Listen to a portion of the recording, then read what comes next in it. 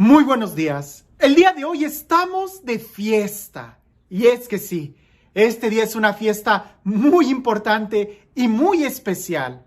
Y con mucha tristeza todavía he descubierto que para muchos es como una fiesta nueva porque no sabían que existía.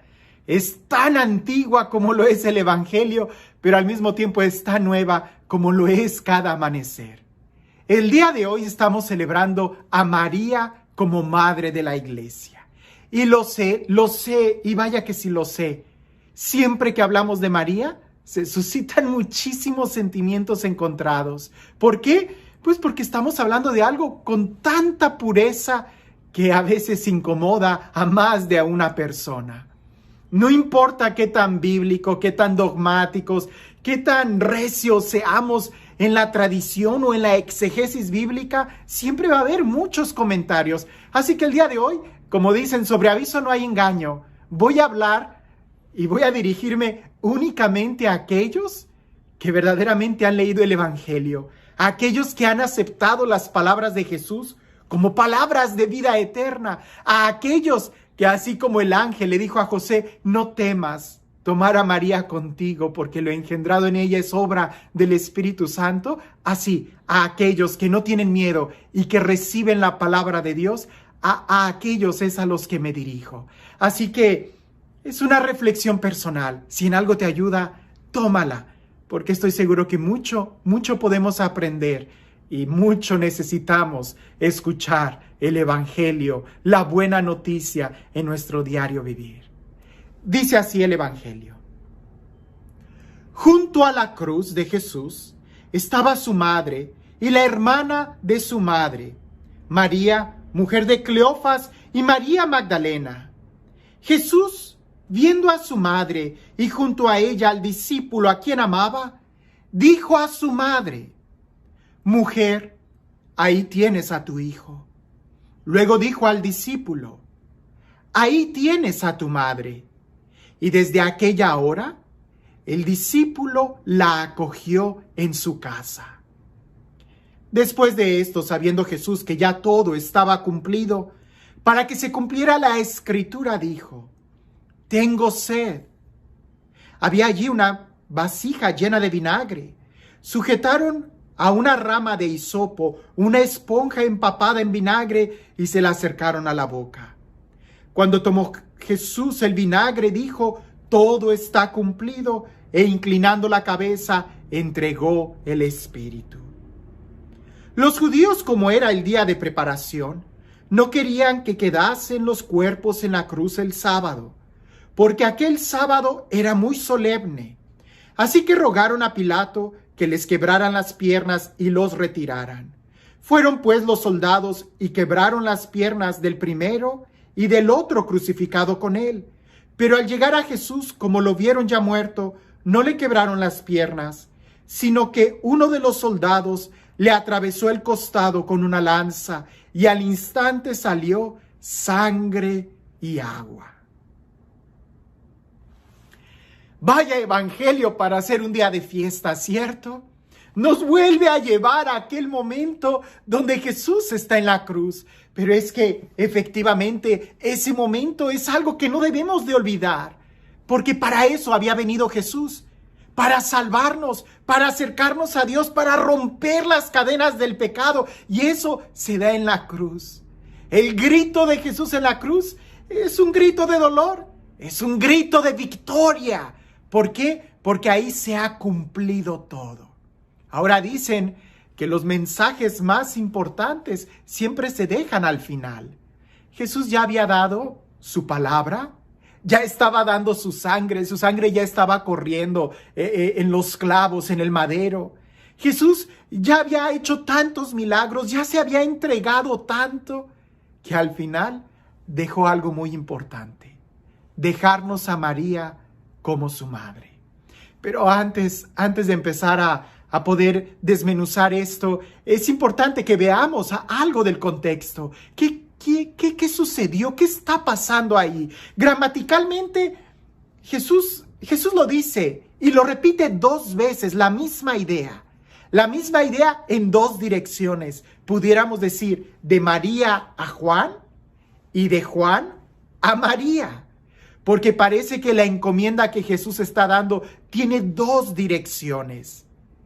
Si la intención de Jesús fuera únicamente que cuidaran a su mamá, porque él va a estar solo y le preocupa, no tendría caso que repitiera la misma idea, ni siquiera en la forma en cómo lo está diciendo. Vemos nosotros que la intención de Jesús es mucho más allá que únicamente el encargar a su mamá a alguien. No, hay mucho más. Por eso es importante que nosotros podamos analizar el contexto del Evangelio. ¿Quiénes son las personas que están ahí presentes? ¿Quiénes son las personas que están ahí presentes? Porque resulta que ahí también está María Salomé, la mamá de Juan. Entonces, el por qué Jesús le dice a Juan, he ahí a tu madre, si allá estaba su mamá. No, Jesús no está hablando de una manera tan simplista como, por favor, cuiden a mi mamá. No, va mucho más allá. Tampoco está dando algunas normas de, no sé, cuestiones legalistas, ¿no? Cuiden a mi mamá, aquí te entrego a mi mamá. Pues si allá está la otra mamá de Juan. Lo que Jesús está haciendo es algo trascendente, igual que su cruz, igual que sus palabras, igual que su sacrificio.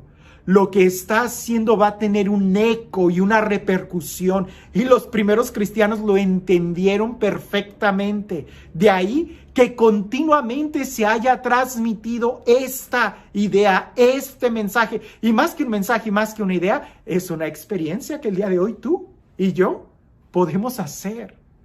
Incluso los primeros íconos que se pintaron y que están en las catacumbas son en referencia a María y a Jesús como el buen pastor, pero a María inmediatamente los cristianos le tenían una devoción por estas palabras. Analicémoslas un poco.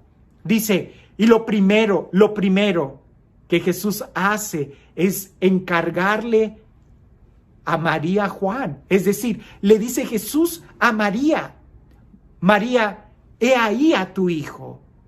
Y luego voltea y le dice a Juan, Juan, he ahí a tu madre. No se trata de que Juan cuidara a María, porque en ese sentido más bien parece que a Jesús le preocupa más Juan, puesto que le dice a María, ahí está tu hijo, cuídalo. Y luego le dice a Juan, ahí está tu madre, cuídala. Es decir, hay una relación muy profunda en estas dos dimensiones. Lo que Jesús está haciendo es mucho más que un simple encargo.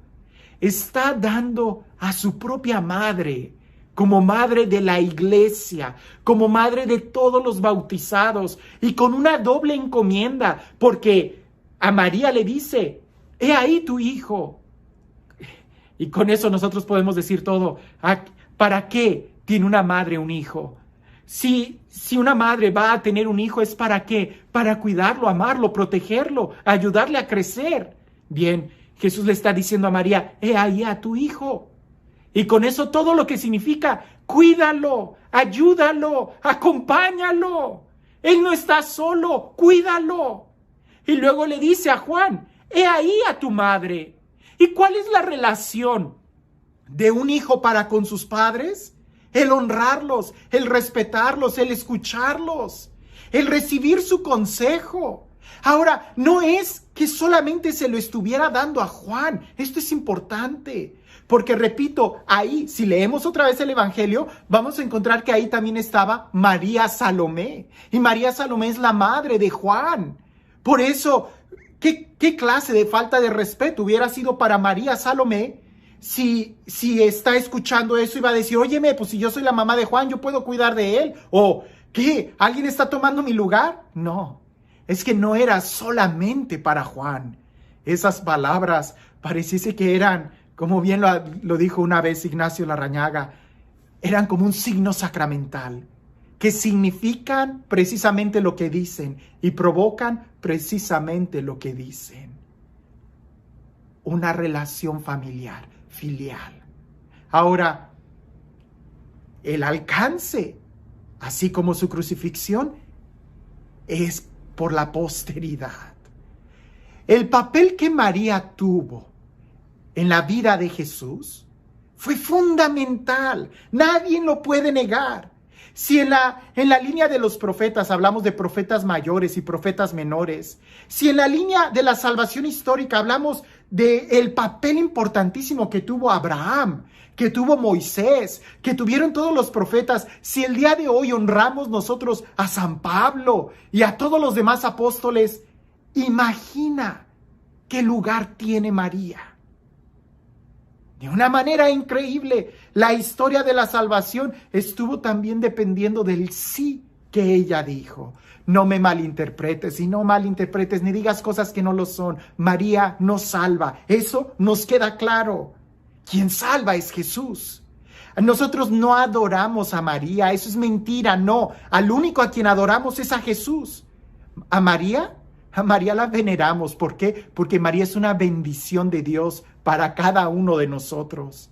De la misma manera que yo escucho con atención las palabras de San Pablo, las palabras de Moisés, las palabras de Elías, las palabras de Isaías, con mucha mayor atención debería yo de estar al pendiente de las nociones que María puede darme cada día de mi vida.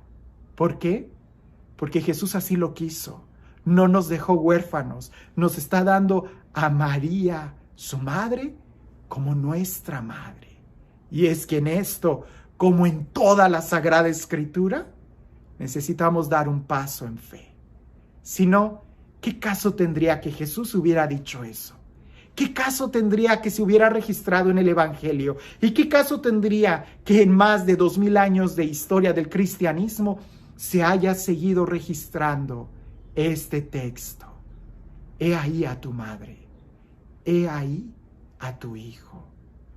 No es solamente un encargo que se está dando para que cuídala, sino más bien es algo que va a trascender a lo largo de la historia. Y si el día de hoy tú también eres capaz de abrirle tu corazón a Jesús y creer en Él, vas a también recibir a la mamá de Jesús. Y la mamá de Jesús no es nada más y nada menos que la mamá del Dios hecho hombre. Porque Jesús es Dios hecho hombre. Y si yo me uno a Él, a Jesús, y si yo logro llamar a su Padre Dios, mi Padre, unido a Él, no hay nada que impida que yo también tome a María como mi madre. Y este Dios, el Dios del amor, el Dios de la paz, el Dios de la vida, el Dios de las relaciones familiares, el Dios que nos acompaña, el Dios que nos cuida, que sea Él quien el día de hoy y siempre nos bendiga, en el nombre del Padre, del Hijo y del Espíritu Santo. Cuentan por ahí que es un secreto a voces, pero dicen por ahí que solamente el discípulo amado es quien se lleva a María a su casa. El día de hoy también así sucede. Solamente los discípulos amados, los cristianos amados, son los que se llevan a María a su casa. ¿Y tú quieres ser un discípulo amado? Lleva a María a tu casa. Y no tengas miedo, que lo que le ha sucedido a ella es obra del Espíritu Santo. Que tengas un excelente día.